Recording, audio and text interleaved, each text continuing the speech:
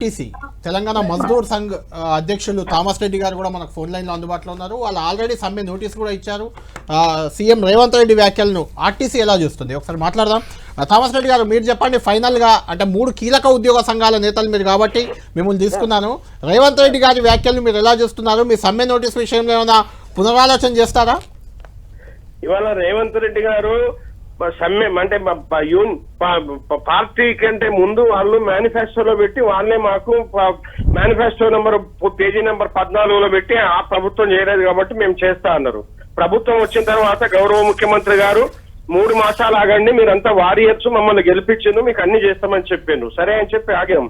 ఇవాళ 18 మాసాలైనా కానీ వాళ్ళు యాజమాన్యం మేనేజ్మెంట్ పట్టించుకోకపోవడం వల్ల మాకు ఇక్కడ చాలా ఇబ్బందికర పరిస్థితులు, లాంగ్ పెండింగ్ పరిస్థితులు ఉంటే 23 డిమాండ్ల మీద జనవరి 27వ తారీఖు నాడు సమ్మె నోటీస్ ఇచ్చాం.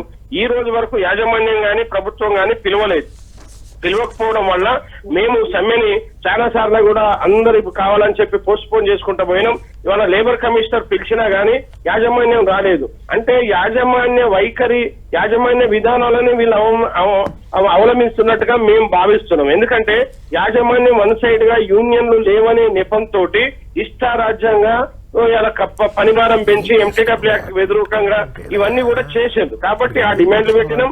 రెండోది గవర్నమెంట్ పెట్టిన డిమాండ్లు పెట్టినాం. వాటి మీద మేము చేయాలని చేస్తే గౌరవ ముఖ్యమంత్రి గారు మొన్న మేడే సందర్భంగా వారు చెప్పిండ్రు, ఇవాళ ఎవరో ప్రోద్బలంతో వీళ్ళు ముందు పోతున్నారంటే మాకు ఎవరి ప్రోద్బలం లేదు.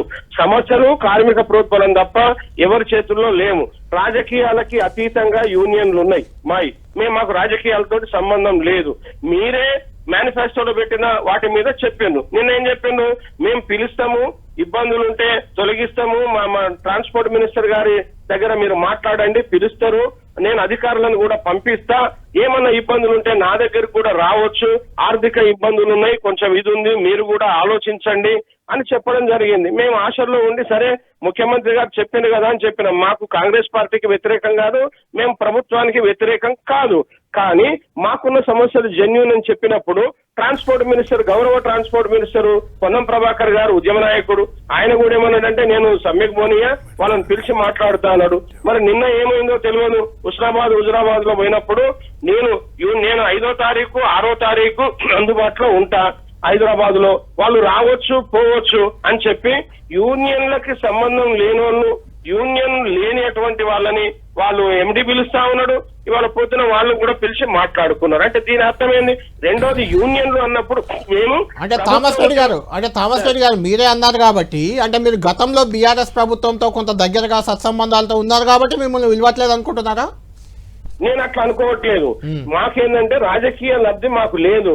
ఇవి ఎప్పుడు కానీ కార్పొరేషన్లు ప్రభుత్వ ఆధీనంలో ఉంటాయి కాబట్టి ఏ ప్రభుత్వం అధికారంలో ఉంటే ఆ ప్రభుత్వంతో మమేకమై ఆర్టీసీ మనుగడ, కార్మిక సమస్యలు పరిష్కారాల కోసం ప్రభుత్వాలతోటి కలిసి పనిచేయడమే తప్ప మాకు అట్లాంటివి లేవు. కానీ వాళ్ళకి అనుమానంగా చేయడం సరైంది కాదు. రెండోది ఇంకోటి ఏమంటున్నా అంటే ఇవాళ ప్రజాస్వామ్య పంతాలు గౌరవ ట్రాన్స్పోర్ట్ ముఖ్యమంత్రి గారు ఇవాళ యూనియన్లని, గతంలో కూడా ఎన్ని ఉన్నా యూనియన్లని మేనేజ్మెంట్ ని పిలిచి టైం ఇచ్చి ఇచ్చిన మెమోరాండం మీద మాట్లాడే ఆనవాయితీ ఉంది. అది లేకుండా మీరు రాండి పోండి అనుడు భావ్యం కాదు. ఇప్పటికైనా గౌరవ ముఖ్యమంత్రి గారు చెప్పినట్టుగా ట్రాన్స్పోర్ట్ మినిస్టర్ పిలవాలి, చర్చలకు పిలిచి దీని మీద పరిష్కారం చేయాలి. లేకపోతే సమ్మె తథ్యంగా మేము సమ్మె చేయాల్సిన పరిస్థితి వస్తుంది. సమ్మెకు పోతే బాధ్యత యాజమాన్యందే.